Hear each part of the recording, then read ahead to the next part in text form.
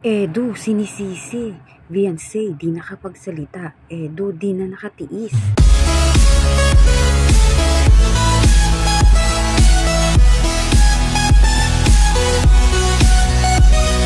Bakit nga ba sinisisi itong si Edu? Beyonce, di na nakasalita. Edu, di na nakatiis. Tara, alamin natin. Kamusta po mga kalingap? Muling nagbabalik ang inyong lingkod mini vlog.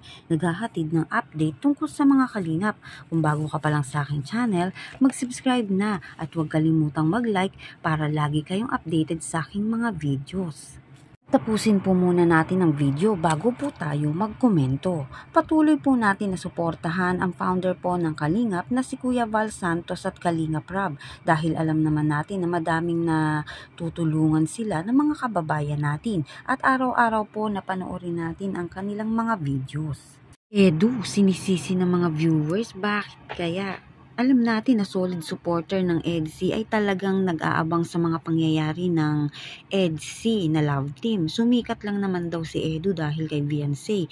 Ngunit alam natin na hindi po ganon. Dati na rin po talaga na si Kalingap Edu ay nasa Kalingap na at dati na rin itong may mga ka-love team.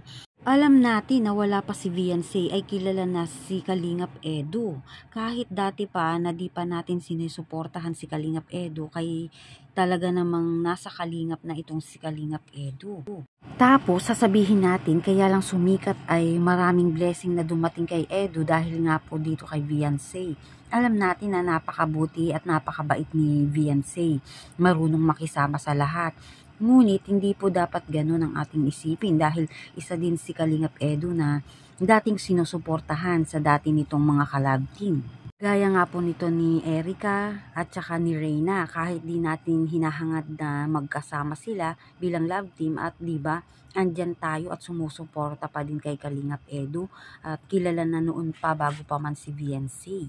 Kaya talagang matatauhan na nga ngayon ng mga viewers at mga supporters na nagmamahal kay Beyonce. Dapat po tayo ay patas tumingin dahil alam naman natin na si Kalingap Edu at Beyonce ay maganda ang samahan. Kaya wag natin lagyan ng issue dahil iisa lang naman sila na love team. Kung may iisipin man si Kalingap Edu, alam natin na kabutihan iyon ni Beyonce. Kaya yung mga naiinggit dyan para makapanira ay tigilan nyo na. Alam natin na kapag masira ang love team ay maraming magtatanong bakit, anong nangyari, anong reason nila. Ngunit alam natin mga kalingap na di yun mangyayari. Bawat isa nga sa kanila ay alam natin na sikat. Sikat sila parehas at talagang bagay na bagay sila. Alam ko na madaming magre-react at mag-i-issue na naman sasabihin nyo na nagawa lang kami ng mga kwento. Alam natin na malaki ang utang na loob nito ni Beyonce at pamilya nito kay Kalingap Edu. Dahil sila din naman mismo ang mga nagsabi na kung wala din talaga si Kalingap Edu ay hindi nga rin po aangat ang pamilya nila Beyonce. At alam natin na si Kalingap Edu ay isa sa mga naging way para matulungan si Beyonce. At lalo syempre sila Kalingap Rob. Kung wala sila, di naman makikilala si Beyonce at ganun din si Dr. Love. Isa sa mga nakascout kay Beyonce. Di naman magkakaroon ng pabahay si Beyonce kung di sila tandem. Kaya nga madaming sumusuporta dahil nagugustuhan ng mga sponsor, mga viewers, supporters, ang tandem o love team nila Kalingap Edu at Beyonce. Alam natin na araw-araw may blessing si Beyonce. Ngunit alam natin na isa din si Kalingap Edu ang tumutulong. Kaya di natin pwedeng sabihin na sumikat lang si Kalingap Edu dahil kay Beyonce.